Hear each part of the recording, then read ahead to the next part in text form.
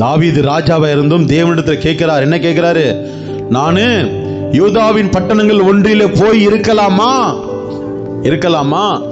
விசாரித்தான்.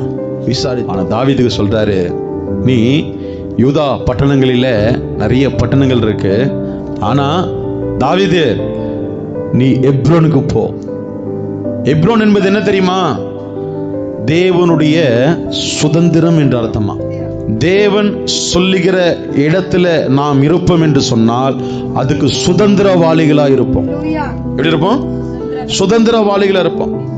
நீண்ட நாள் காத்திருப்புக்கு தேவன் கொடுத்த பதில் தான் எப்ரோன் தாவீதுக்கு. இன்னைக்கு தேவச்சனமே, நான் எங்க இருக்கிறேன்?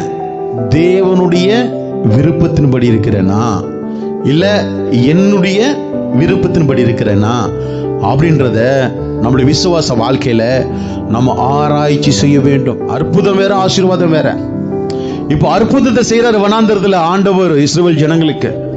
கானானுக்குள்ள வந்ததான் ரட்சிப்பு. சில பேர் ரட்சிக்கப்படாம வாக்குத்தத்தை விசுவாசிப்பாங்க. வாக்குத்தத்துக்கு நீ சுதந்திரவாளி ஆகணும்னா நீ ரட்சிப்புக்குள்ள வரணும். அற்புதம் எல்லா ஜாதிக்கும் நடக்கும், எல்லா ஜனங்களுக்கும் நடக்கும். யார் இங்க வந்தாலும், முஸ்லீம் வரட்டும் அற்புதம் நடக்கும், இந்து வரட்டும் அற்புதம் நடக்கும், யார் வேணா வரட்டும், எல்லாருக்கும் அற்புதம் ஃப்ரீ. ஆனா ஆசீர்வாதம் வாக்குத்தத்தம்னா சுதந்திரவாளியா இருக்கணும்.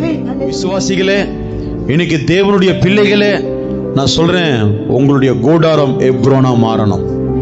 உங்களுடைய கூடாரம் எப்ரோனா மாறணும். உங்களுடைய திருச்சபை உங்களுக்கு எப்ரோனா இருக்கணும். நீங்க வேலை செய்கிற ஸ்தலம் உங்களுக்கு எப்ரோனா இருக்கணும். உங்களுடைய பட்டணம் உங்களுக்கு எப்ரோனா இருக்கணும். நான் சொல்றேன், அது சுதந்திரத்துக்குள்ளுகிற நீங்க சுதந்திரவாளிகளா இருக்கணும்.